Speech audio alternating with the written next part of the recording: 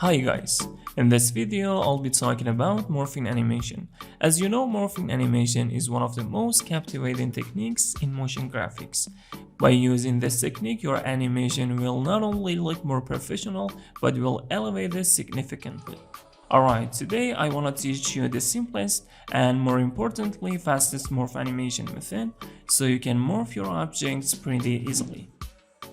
Before jumping in, don't forget to like, subscribe, and share this video with your friends so we can all learn together. And if you have an interest in After Effects and motion graphics and aspire to learn this skill basically and step by step, I recommend checking out my Motion Hero course. Okay, what I'm going to do is morph this smiley pumpkin into this angry one. For that, I start by animating the smiley pumpkin layer so I hide the angry one. First off, I want to squash and stretch this pumpkin. Note that the anchor point of the layer should be placed below the layer. Alright, to create this squash and stretch animation, I open the scale property.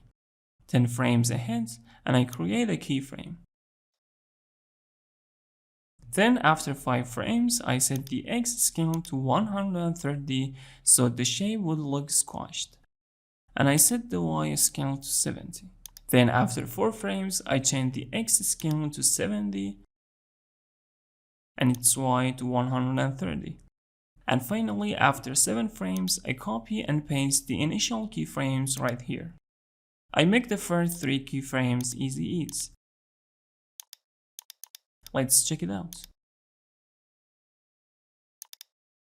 As you can see in the second keyframe, the shape looks squashed. And in the third keyframe, unlike in the previous keyframe, it is stretched. And in the last keyframe, it returns to its initial form.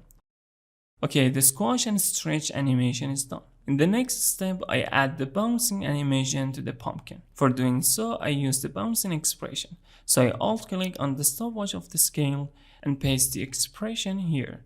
I put the expression in the comment section so you can use it too. Let's check it out. I think the bounce power is high, so I reduce the amplitude a bit and set it to 0.3. Let's check it out once again.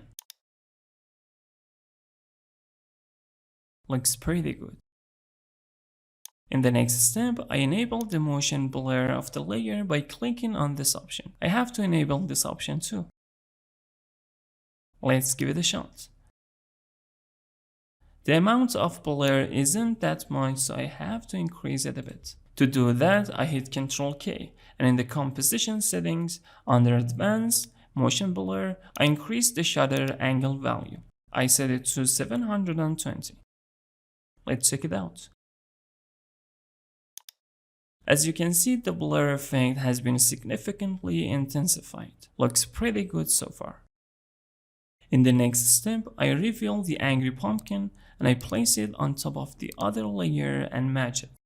I open its scale. And I parent the scale of this layer to the scale of the layer beneath. I also enable its motion blur. Good to know that in morph animations, usually the morphing takes place within several frames, and this process is quite time consuming. However, now I'll show you how to do that in only one frame so the process will be shorter. I do this with the help of a squash and stretch, some bouncing, and motion blur so the viewer will be tricked and distracted, so the morphing wouldn't be obvious to the viewer. Okay, to morph these two layers, I go to where the animation has the fastest speed. So exactly on this frame, I move the beginning of the angry pumpkin by hitting the open bracket to here. Let's have a look. As you can see, the morphing happens where the animation has the fastest speed and the sudden change of layers is invisible. Well, it's pretty good. Now I want to make a shadow for it. To do that, I pick up the ellipse tool. And right here, by holding Ctrl, I create an ellipse like this. I name it shadow. I also enable its fill and change its color. And I move the shadow layer below the smile pumpkin layer. And I decrease its opacity. For the shadow layer to have bouncing animation and being matched with the pumpkin layer, I opened its scale and parented to the scale of the smile pumpkin layer. Let's check it out. It's not quite right because the anchor point of the shadow layer isn't where it should be. I move it to the center of the layer. Let's see it again.